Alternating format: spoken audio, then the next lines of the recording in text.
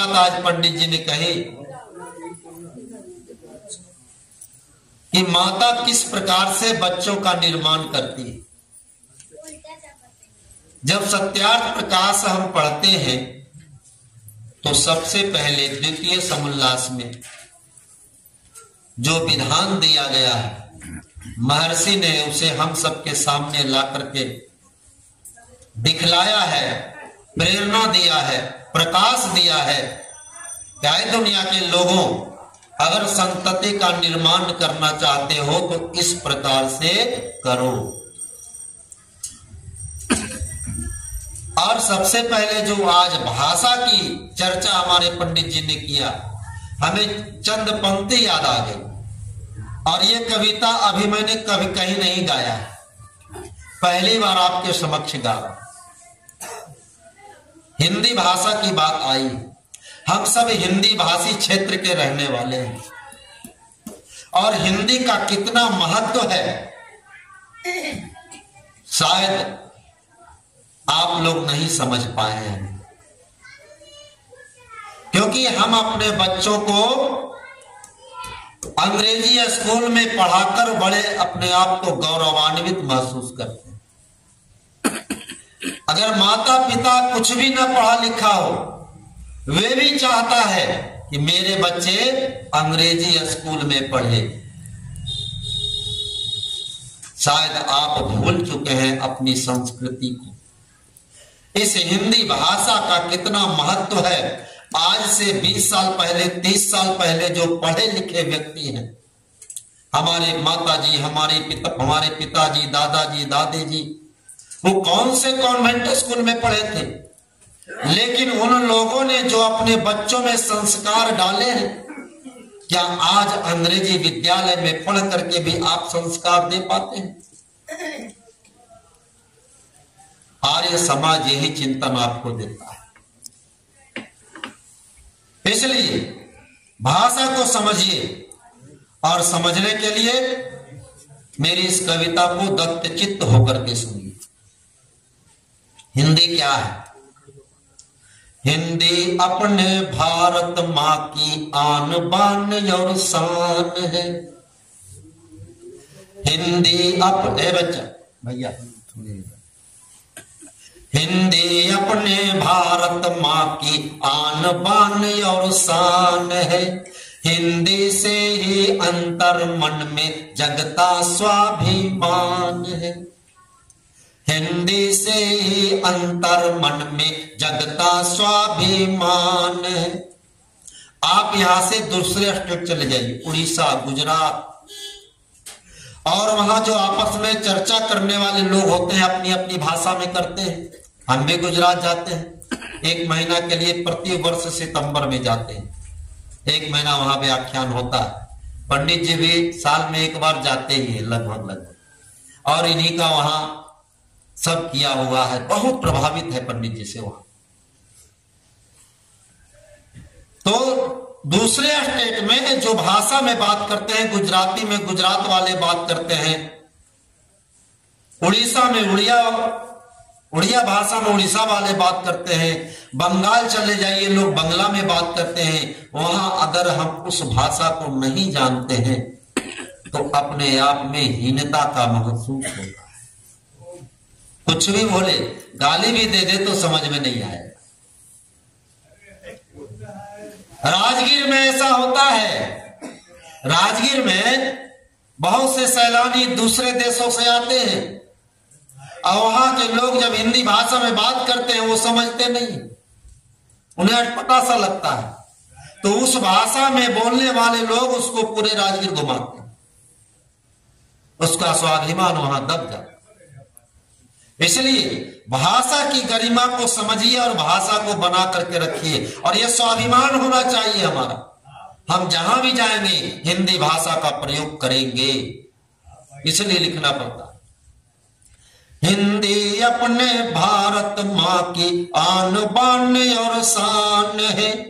हिंदी से ही अंतर मन में जगता स्वाभिमान है। चाहे भाषा रहे अनेकों, सबसे प्यारी हिंदी है। सर्वोत्तम श्रृंगार देश का यह माथे की बिंदी है।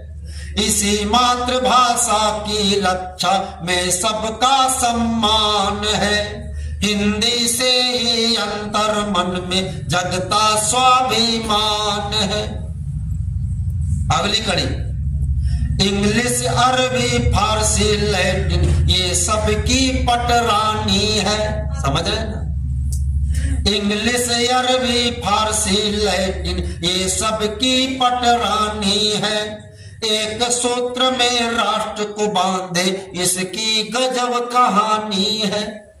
आज गुजरात में जाकर के हिंदी में व्याख्यान देते हैं। हिंदी का कितना महत्व वहां के लोग समझते हैं। हमारे पंडित जी बंगाल में जाकर, जहां बंगला प्रदेशी, वहां हिंदी में व्याख्यान दे आते हैं, सब लोग समझते। हिंदी का इतना महत्व है और हिंदी पूरे भारतवर्ष को एक सूत्र में बांधे हुए है, क्योंकि हिंदी हमारी मातृभाषा। इसलिए एक सूत्र में राष्ट्र को बांधे इसकी गजब कहानी है। संस्कृति का संवाहक पोषक इसका अमृत ज्ञान है। हिंदी से ही अंतर मन में जगता स्वाभिमान है। एक बात और, हिंदी से कितना महत्वपूर्ण, हिंदी ने कितना महत्वपूर्ण कार्य किया है, ध्यान दीजिए। प्रांतवाद पृथकवाद को दूर भगाने वाला है। एक सूत्र में बांध दे, प्रांतवाद पृथकवाद को दूर भगाने वाला है। अद्भुत माली राष्ट्रवाद का बाग सजाने वाला है। पूरब पश्चिम उत्तर दक्षिण इसका ही यश गान है। हिंदी से ही अंतर मन में जगता स्वाभिमान है। भक्ति वीर श्रृंगार रसों में हिंदी का उत्तम स्थान। जितने ही रस हुए सब में हिंदी का सबसे उत्तम स्थान रहा है। भक्ति वीर श्रृंगार रसों में हिंदी का उत्तम स्थान। इसे सुरक्षित रखने खातिर वीरों ने दी अपने प्राण। अरिमर्दन का शंख बजा दो संजय का आह्वान है।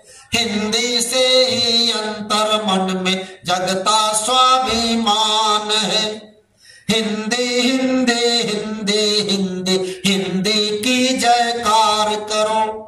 हिंदी हिंदी हिंदी हिंदी हिंदी की जयकार करो। हिंदी में ही प्राण बसे बस हिंदी का सत्कार करो। हिंदी में ही प्राण बसे बस हिंदी का सत्कार करो। हिंदी जीवन का दर्शन है, इसमें जन कल्याण है। हिंदी से ही अंतर मन में जगता स्वाभिमान है।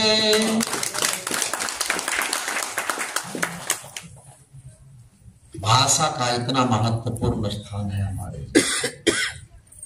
हमने अपनी भाषा को बिगाड़ दिया। महर्षि दयानंद जी महाराज ने हिंदी के लिए बहुत बड़ा कार्य किया।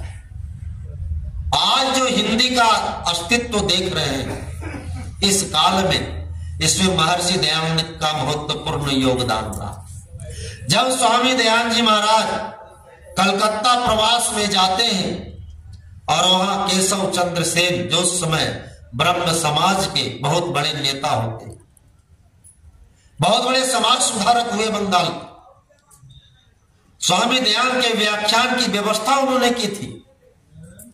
और जब स्वामी दयानंद का व्याख्यान होता है, संस्कृत भाषा में उस समय व्याख्यान देते थे और लंगोट पहनते थे।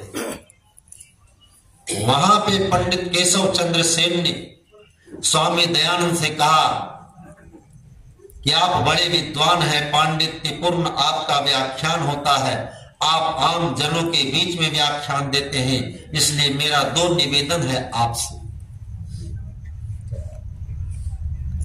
स्वामी जी ने कहा कि कौन सा निवेदन है, आप बताओ। हम केशव चंद्र सेन ने कहा था कि स्वामी जी आप आम जनों के बीच में व्याख्यान देते हैं तो उस समय महिलाएं भी आपका प्रवचन सुनती हैं, आप वस्त्र पूरा पहनिए। तब स्वामी जी पूरा वस्त्र पहनने लगे। और दूसरा कि आप अगर हिंदी भाषा में व्याख्यान दें तो ज्यादा से ज्यादा लोग प्रभावित होगा, क्योंकि संस्कृत सब लोग सबको समझ में नहीं आता है। उसके बाद स्वामी दयानंद केशव चंद्र सेन के इन दोनों बातों को मान लिया और हिंदी का बहुत जोरदार अध्ययन किए और हिंदी में फिर व्याख्यान जब देने लगे तो निश्चित रूप से व्याख्यान का प्रभाव इतना पड़ा कि जन जन स्वामी दयानंद के विचार से प्रभावित होने लगे। और जब ऋषि दयानंद अपने अमर ग्रंथ सत्यार्थ प्रकाश लिखने लगे, उन्होंने संस्कृत में नहीं लिखा, हिंदी में लिखा सत्यार्थ प्रकाश। और जब सत्यार्थ प्रकाश की रचना हिंदी में हुई तो हिंदी भाषा का प्रयोग पूरे भारतवर्ष में होने लगा, पूरी दुनिया में होने लगा। हिंदी तो जन जन की भाषा बन गई। बहुत सारे भाषाओं में सत्यार्थ प्रकाश के भाष्य हुए, बंगला में भी लिखा गया, लैटिन में लिखा गया और बहुत सारी भाषाओं में लिखे गए। हर प्रांतीय भाषाओं में सत्यार्थ प्रकाश को प्रकाशित किया गया, आर्य समाज के लोगों ने प्रकाशित किया। लेकिन ऋषि दयानंद ने जो हिंदी भाषा में सत्यार्थ प्रकाश लिखा, इसका बहुत बड़ा संसार में संदेश गया।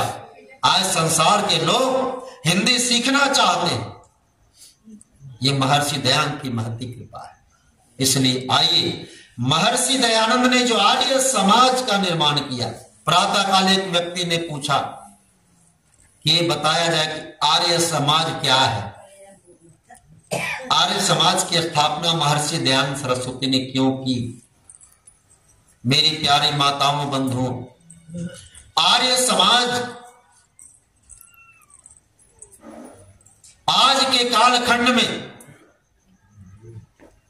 बहुत ही महत्वपूर्ण स्थान रखता है। और आर्य समाज के कार्य केवल आर्य समाज ही नहीं कर रहा, आर्य समाज के कार्य जो आर्य समाज नहीं आता वो भी आर्य समाज का कार्य करता है।